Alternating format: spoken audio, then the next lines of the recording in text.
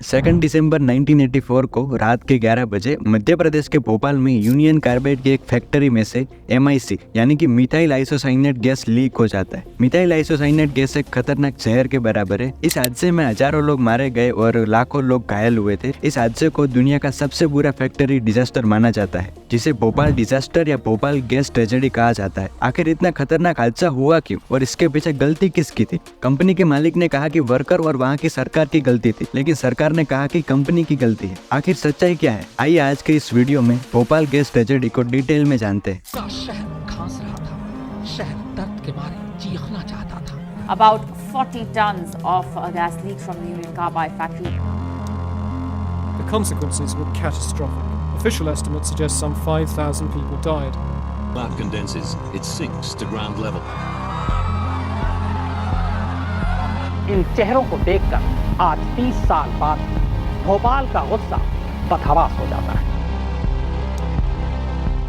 भोपाल में जहाँ पर यह डिजास्टर हुआ वो एक पेस्टिसाइड प्लांट था और इसे union carbide India limited UCIL नाम की केमिकल कंपनी इस प्लांट को चला रही थी। आपने एवरेडी सेल का नाम तो सुना ही होगा। ये सेल UCIL कंपनी का ही प्रोडक्ट है। 1969 में UCIL कंपनी ने भोपाल में एक प्लांट खोला सेविन नाम का इंसेक्टिसाइड बनाने के लिए। सेविन को बनाने के लिए मिथाइल आइसोसाइनेट की जरूरत पड़ती थी, इसलिए मिथाइल आइसोसाइनेट को इंडिया के बाहर से इंपोर्ट किया जाता था। MIC को बाहर से इंपोर्ट करने में बहुत सारे पैसे लगते थे, इसलिए UCIL कंपनी ने सोचा कि हमें इंडिया में ही MIC को बनाना शुरू करना चाहिए। कंपनी को गवर्नमेंट की परमिशन मिलते ही उन्होंने अपने प्लांट में MIC को बनाना स्टार्ट किया। फैक्ट्री में MIC को लिक्विड फॉर्म में 3 बड़े बड़े टैंक में स्टोर किया जाता था, E610, E611 and E619। E610 और E611 में MIC को 60% तक भरा जाता था और E619 को इमरजेंसी के लिए खाली रखा जाता था। MIC के टैंक को 60% ही भरा जाता था क्योंकि MIC पानी और हवा के साथ एक खतरनाक रिएक्शन करके एक poisonous gas methyl amine release करता है। इस चीज को अवॉइड करने के लिए टैंक को प्रेशराइज्ड नाइट्रोजन से कवर किया जाता था। इन तीनों टैंक में दो पाइपें लगी हुई थी। एक पाइप पॉइजनस गैस को बाहर निकालती है और दूसरी पाइप टैंक में नाइट्रोजन डालती है।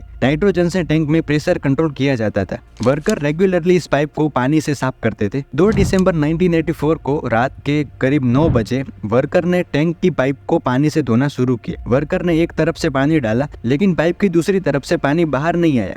उन्होंने कुछ फिल्टर साफ किए, लेकिन फिर भी पानी बाहर नहीं आ रहा था। रात के 11 बजे थे, अभी भी पानी दूसरी तरफ से बाहर नहीं आ रहा था। तो सुपरवाइजर ने वर्कर को कहा कि पानी को चालू रहने दो, अगले शिफ्ट में आने वाले वर्कर आकर पानी को बंद कर देंगे। देखो, पानी को MIC के टैंक में जाने से रोकना बहुत जरूरी है, क्योंकि अगर पानी MIC के टैंक में चला गया तो MIC के साथ बहुत खतरनाक रिएक्शन कर सकता है। इसलिए पानी को सिर्फ पाइप तक ही चलाया जाता था। दूसरी तरफ से पानी बाहर नहीं आ रहा था, फिर भी वर्कर ने पानी चालू ही रखा। इसलिए रात के करीब 10 बजे पानी MIC के टैंक E610 में जाने लगा। मैंने पहले बताया था कि पानी प्लस MIC एक खतरनाक रिएक्शन होता है, इसलिए टैंक में खतरनाक रिएक्शन होने लगा और गैस के क्लाउड बनने लगे। ये रिएक्शन धीरे धीरे बढ़ता गया। रात को करीब 11:45 को नई शिफ्ट पर काम करने वाले वर्कर आए और उन्होंने देखा कि उनकी आंखें जलने लग रही है। उन्होंने सोचा कि शायद कोई लीकेज हो रही है। वर्कर ने लीकेज को ढूंढना शुरू किया। इनमें से एक वर्कर मिस्टर सुमन दे ने एक जगह से लिक्विड ड्रिप होते हुए देखा, लेकिन वर्कर ने इस लीकेज पर ज्यादा ध्यान ही नहीं दिया। इसलिए धीरे धीरे पानी और ज्यादा MIC के टैंक में जाने लगा और धीरे धीरे रिएक्शन और ज्यादा तेजी से होने लगा। रात के करीब 12:30 बजे टैंक E610 का प्रेशर धीरे धीरे बहुत ज्यादा बढ़ रहा था। ये टैंक अंडरग्राउंड थे, इसलिए टैंक में प्रेशर इतना बढ़ गया कि ऊपर का कंक्रीट टूटने लगा और टैंक E610 से बहुत तेजी से पॉइजनस गैस बाहर निकलने लगी। धीरे धीरे यह गैस पूरे भोपाल में फैलने लगी। रात के करीब 1 बजे भोपाल के लोगों की हालत बहुत खराब होने लगी। लोग खांसने लगे, इधर उधर भागने लगे, हल्ला मचाने लगे। कुछ लोग नींद में ही मारे जाते हैं और कुछ लोगों की खांसते खांसते मौत हो जाती है। लोग खांसते खांसते पास के हॉस्पिटल में जाते हैं, लेकिन हॉस्पिटल में डॉक्टर को इस बीमारी और कौन सी पॉइजनस गैस लीक हुई है इसके बारे में कुछ पता ही नहीं था और इसलिए कई सारे लोग हॉस्पिटल में ही मारे जाते हैं। 3 दिसंबर को सुबह भोपाल में बहुत सारे लोग मरे हुए पड़े थे और कई सारे जानवर भी इस गैस की वजह से मारे गए और ये इंडिया का सबसे बुरा इंडस्ट्रियल डिजास्टर बन जाता है। इस समय यूनियन कार्बाइड कंपनी के चेयरमैन वॉरेन एंडरसन थे। वो इस डिजास्टर की रिस्पॉन्सिबिलिटी लेते हैं और उन्हें अगले ही दिन अरेस्ट किया जाता है। इंडियन गवर्नमेंट ने कहा कि यहाँ पर यूनियन कार्बाइड की गलती है, उन्होंने स्टाफ को अच्छे से ट्रेन ही नहीं किया, इसलिए पानी टैंक में घुस गया।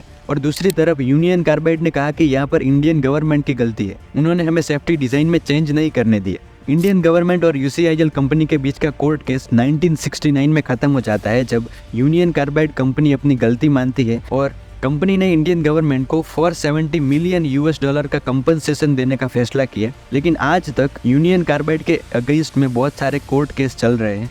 इस हादसे के पहले यूनियन कार्बाइड कंपनी ने बहुत सारी गलतियां की थी। उन्होंने भोपाल के लोगों की सेफ्टी पर ध्यान ही नहीं दिया था। जब गवर्नमेंट ने यूनियन कार्बाइड कंपनी को MIC बनाने की परमिशन दी थी, तब गवर्नमेंट ने कंपनी को एक प्रॉपर इवैक्यूएशन प्लांट बनाने के लिए कहा था कि अगर कोई गैस लीक हो जाए तो भोपाल के लोगों को पता हो कि कैसे इस गैस से बचना है। लेकिन कंपनी ने ऐसा कभी किया ही नहीं, यानी कि भोपाल के लोगों को पता ही नहीं था कि यहाँ फैक्ट्री में इतनी डेंजरस गैस बनाई जा रही है। शायद इसलिए बहुत सारे लोग मारे गए। तो ये था भोपाल गैस ट्रेजेडी के बारे में। अगर वीडियो इन्फॉर्मेटिव लगा हो तो लाइक कर देना।